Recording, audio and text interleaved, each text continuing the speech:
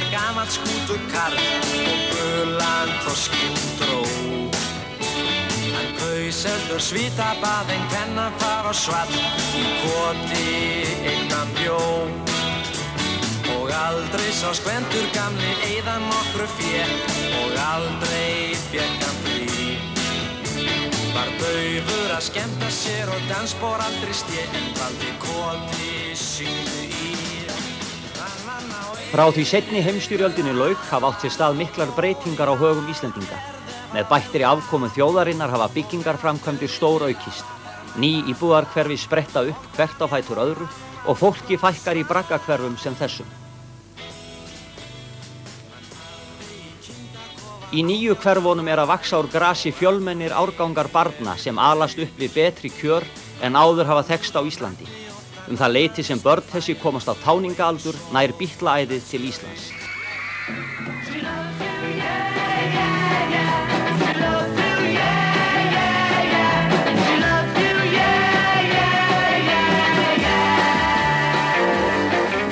Ég náttúrulega ekki nema svona 12-13 ára þegar Bítlarnir slá í gegn 63-4.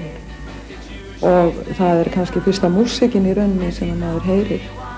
Ég held að þar áður hafi lítið svona í mínum árgangi verið hlustað á svona músík.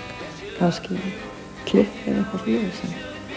En strax þarna, 63-64, það gjörbreytist öll hlustun og allir hlutir með Bítlarmúsíkinni.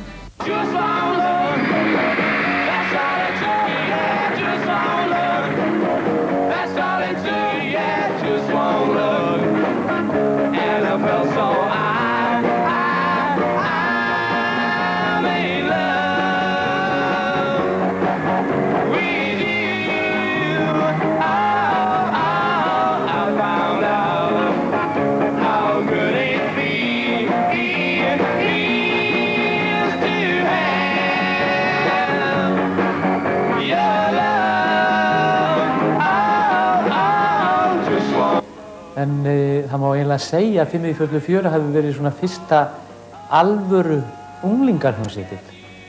Síðan komu hljómsveitir eins og Tónar og Hljómar sem stíluðu meira inn á þennan aldur.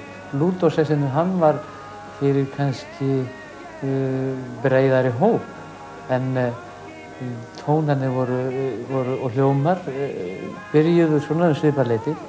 Og hérna í Reykjavík voru Tónar algjört einveldi og sérstaklega hér í Austurbænum. I like it, I like the way you run your fingers through my hair. And I like the way you tickle my chin. And I like the way you let me come in. Við vorum á knattspyrnuferðalagi í Kaupmannahöfn, unglingar 63, seinni part sumars, ágúst, september. Ég heyrði From Me to You í Jómfrúarbúrinu á Strikinu. Og á heimleiðinni fórum við gegnum Glasgow og þar keypti ég lónprengiplötuna Please Please Me sem var þá nýkomin út, ef ég man rétt. Og í leiðinni keypti ég Magnara og við stofnuðum hljómsveit mánuð eftir að við komum á þessari ferð. Now we're together nearly every single day. Come on, sing it!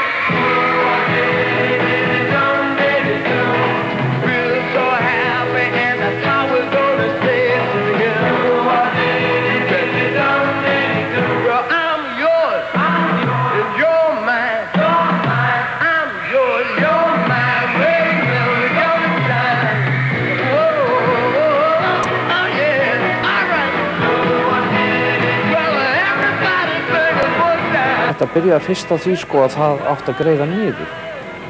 Maður hafði búinn að greiða upp í kleinur og kótilettur og bjúgur og pilsur með hausinn tróðfullan af brillantíni og allt saman. En svo allt í einu datt það út. Þú varst alveg person non grata ef að þú greiddir ekki niður. Þó svo að hárið á þér byði alls ekki upp á að þú gæti gert það. Og séðan til dæmis hárið á mér, þetta var óalega erfitt að greiða þetta niður og helst niður í augu út alla dressur. Fólk var óalega lítið hrifið af þessu fullorðna fólki og það var náttúrulega það sem gerði þetta svo óalega skemmtilegt. Og svo náttúrulega þegar strákarnir kom úr sveitinni haustið, alveg kafloðnir og neituðu að láta klippa sig, þá náttúrulega var alveg orðið afráðið. Þetta var svona gjarnan sagt vera sóðalegt. Auðvitað var mann ekki samið það, kallaður sóði. Við vorum kvenkenndir, sem að manni var nú þetta ekki saman. Nú rakarstéttin brást ekki vel við, svo mikið víst, og ég minnist þess að þá sjaldan við fórum í klippingu eða snirtingu. Þá fór maður aldrei einn, heldur nokkrir saman svona til þess að fá móraskan stuðning. Það var alveg hræðilegu tími og ég alveg undrað að það skyldi ekki staðið í 10 ár vegna þess að þetta óblíti hvern einasta mann, þeir voru voðalegir alveg. Og stofur sem voru 5 manna stofu inn í bænum fóru niður í 2 menn og 4 manna stofa fóru niður í 1 mann og mín stofa, hann seldi mér meðeinandi minn því að þetta var ekki hugubáð að lifa á því. Ég get gefið sem dæmi að hann var með mér í 17 ár og við höfum alltaf verið að bæta við okkur viðskiptavinnum en svo var kannski 50% verðbólga eitt árið og við náðum ekki sömu króntólu árið undan. Það þýðir bara 50% minni aðsókn. Nú, ég var alveg að bæta því við að ég var nú umboðsmaður hljómsveita þá var ég nú ekki að reka neitt áróði fyrir því hvað þið verið djöfull ljótir þessi drengir sem ég var að vinna fyrir. En eftir þetta var nú búið og þeir fóru að koma í klippingu og sagði að þetta væri þægilegra og klæddi og vel, þá gat ég nú ekki setja á mér að segja við og nú, þegar ég var nú að segja ykkur þetta að þá sagði þetta væri bara áróður.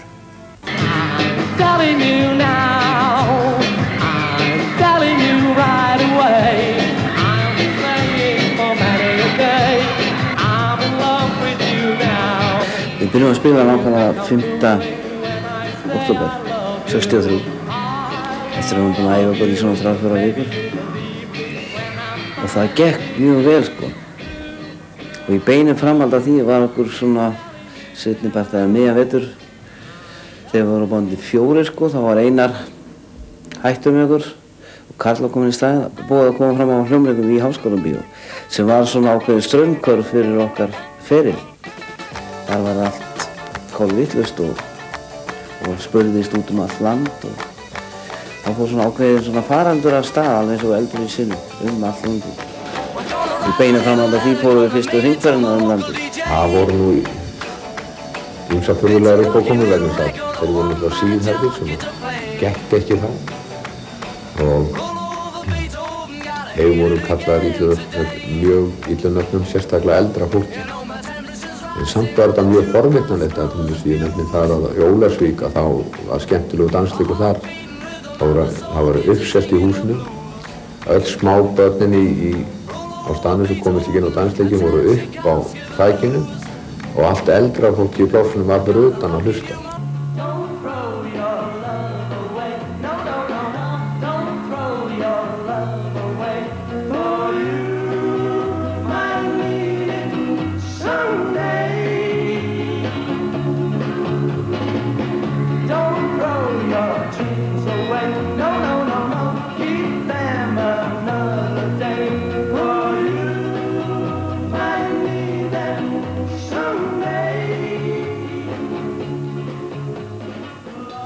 Í kjölfar sigurgöngu Beatlana spretta upp óteljandi hljómsveitir í sama stíl.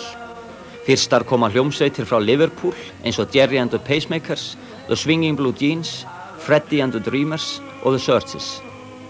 Þetta eru allt hljómsveitir á vegum Brian Epsteins, umboðsmanns Beatlana og gerðar eftir sömu formúl og þeir. 2 gítarar, bassi og trommur. Snirtilegu klæðnaður, hárið sítt en vel hirt. The people in the cheaper seats, clap your hands. And the rest of you, if you just rattle your jewelry.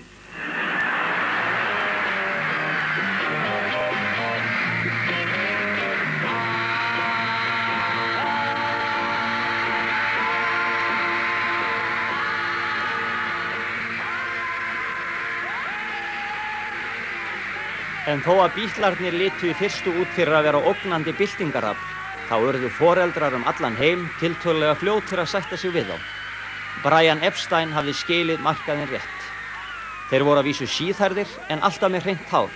Þeir voru snirtilega klæddir og strákslegur sjarmi þeirra vann fljótlega hug og hjörtu allra. Því leið ekki á löngu áður en miðaldra húsmæður víða veröld voru farnar að raula Bítlalög.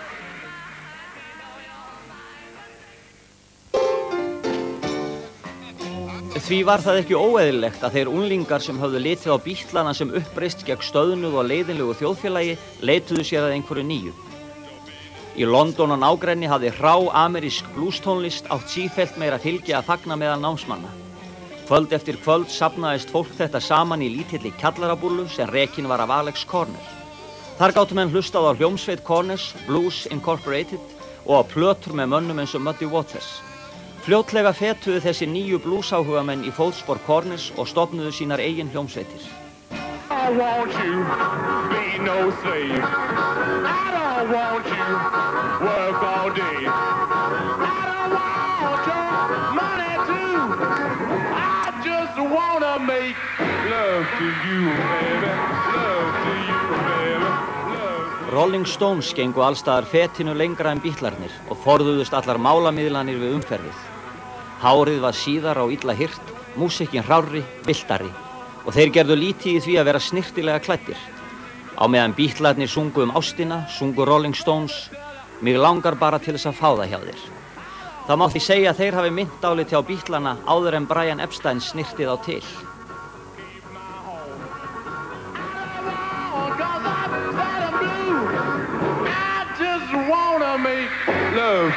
Það var miklu meiri kraftur, miklu meiri þungi í tónlistinni hjá Rollingunum. Það var held ég það sem dró mig af þeirri músík. Hún var ekki eins og soft, hún var ekki eins mjúk og Bítlarnir. En síðan náttúrulega skiptist þetta, sumir vildi ekki fylgja kannski straumnum og höfðu meira gaman á Stones, fannst þeim þeir vera svona að gera kannski eitthvað meira frumlegra og þeir voru svona meira grótesk og gengu skrefinu lengra en Bítlarnir í svona framkomu og hárgreiðslu og annað. Gefa skít í jakkafötin, gefa skít í Frank Sinatra og big band músík. Og þeir eru svona raddirnar úr götunni.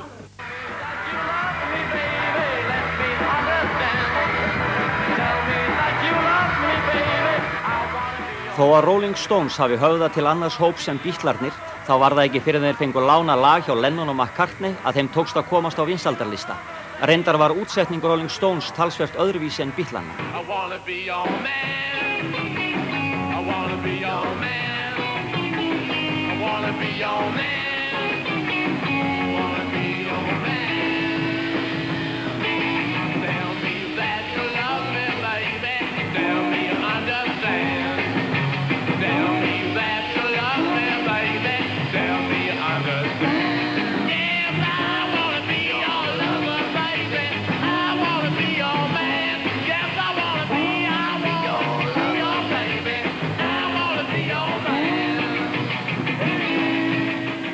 Fljótlega urðu Rolling Stones átrúnaðargoð þeirra sem Bítlaæðið hafði vakið til einhvers konar mótþróa gegn þjóðfélaginu. En það eru fleiri stórveldi í heiminum en Bítlarnir og Rolling Stones. Kúba að verða tilefni deilna milli Bandaríkjanna og Rússa. Við valdatöku Castros 1958 flúðu 50.000 kúbanir til Bandaríkjanna. Þann 17. apríl 1963 reyna 1500 þeirra landgöngu við Svínaflóa á suðurströnd Kúbu. Innrásinn misheppnast herfilega þó að hún njóti stuðnings bandarísku leyniþjónustunnar. Castro stjórnar sínu liði sjálfur og innrásarliðið gjörsigrað og tekið til fanga. Kúbumálið tekur svo nýja stefnu í október þegar Bandaríkjamenn ná loftmyndum af eldflaugaskotpöllum sem Rússar að koma upp á Kúbu. Í sjónvarpsávarpi til þjóðarinnar segist Kennedy ekki munu líða Rússum að byggja eldflaugaskotpalla rétt undan strönd Flórída. Til þess að koma í veg fyrir frekari vopnasendingar fyrirskipar hann hafbann á Kúbu. Spennan nær hámarki Bandaríkjamenn halda til móts við rússneskt flutningaskip hlaðið eldflaugum á leið til Kúbu. Á síðustu stundu láta Rússar undan og flutningaskipið snýr tilbaka. Þann 28. október byrja Rússar svo að taka niður eldflaugapallana. Heimurinn sem staðið hefur á öndinni getur nú andað léttar. En Rússar hafa áhuga á fleiru en Kúbu. Þetta byrjaði þannig að ég fekk heimsókn í októbermánuði 1958 og þá kom til mér maður sem kynnti sig sem fyrsta ritara í sovjerska sendiráðinu að nafni Ivan Alipov og hann flutti mér kveðju frá kunningja sem ég eignaðist þarna úti þegar ég var þarna á ferð 1953. Kallinn var hinn almennilegasti og sagði mér svona ánægilegar fréttir af þessum kunningja mínum og þess vegna kom það mér mjög spánst fyrir sjónir þegar hann og var mjög undrandi þegar hann fór að orða það við mig að þeir hefðu sérstakar áhyggjur af uppbyggingu bandaríska hersins á Íslandi. Og ég sagðist nú ekki hafa mikið með þau málefni að gera og hefði á þeim lítið vit. Það væri ekkert inn í þessum málum og hann yrði að leita eitthvað annað til þess að fá sér upplýsingar um slíka hluti. En hann sætti sig ekki við það og þetta endaði með því að hann hérna eiginlega setti mér eiginlega úrslitakosti að ég yrði að gangast við þessu og ganga þessar erinda þeirra því að það væri þeirra háttur að þeir veldu sér sína menn, þeir tæki ekki við neinum umsóknum, þeir veldu sitt fólk og þegar þeir væri búin að útvelja einhvern til þessara verka þá yrði sá hinn sami að sætta sig við það og hlíta þeirra úrskurði. Ég man nú ekki hvað langur tími leið þangað til upp og höftil yfir sakadómara og skilunum frá þessu.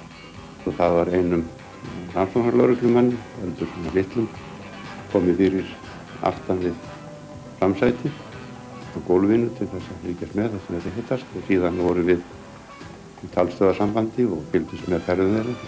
Ég mætti þarna fyrir vegamót þarna upp í Hafravatn og þar kom annar rússum stökk út úr bílnum þeirra og inn í framsætið á mínum bíl.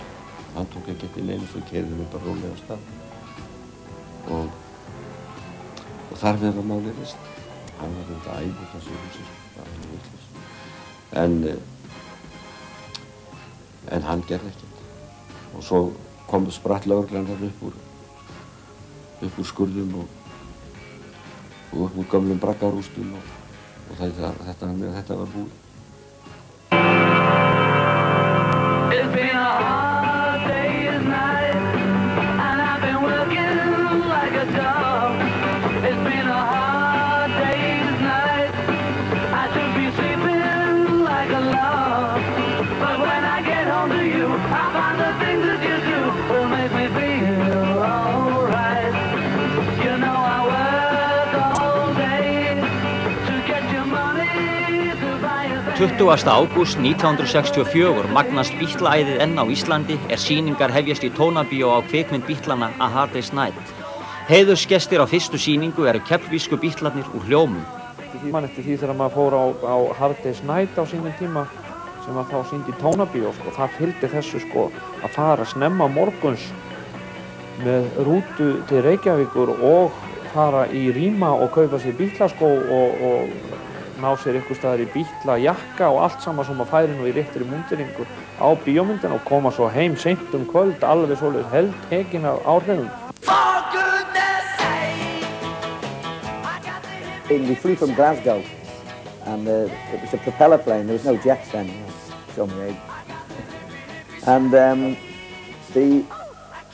there's a volcano erupted just off Iceland and they diverted the plane and took us over to show us the volcano, you know.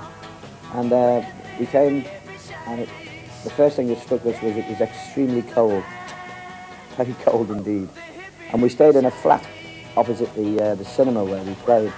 You're no good, you're no good, you're no good, baby, you're no good. I'm gonna say it again, you're no good, you're no good, you're no good, baby, you're no good. Broke a heart, was gentle and true. I left the girl for someone like you. I begged her forgiveness on bended knee, but I wouldn't blame her if she said to me, you're no good, it's no good, it's no good, baby, it's no good.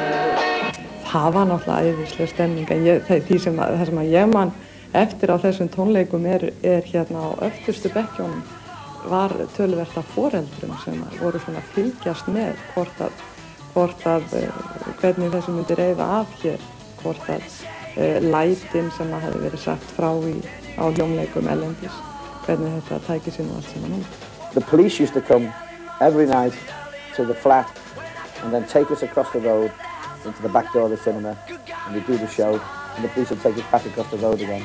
And there was fans outside the flat all day, you know, in this very cold weather. Well, I mean, obviously they were used to it, you know. And we couldn't go out. So we never saw anything of Reykjavik at all, apart from the flat, the cinema, the airport, and home.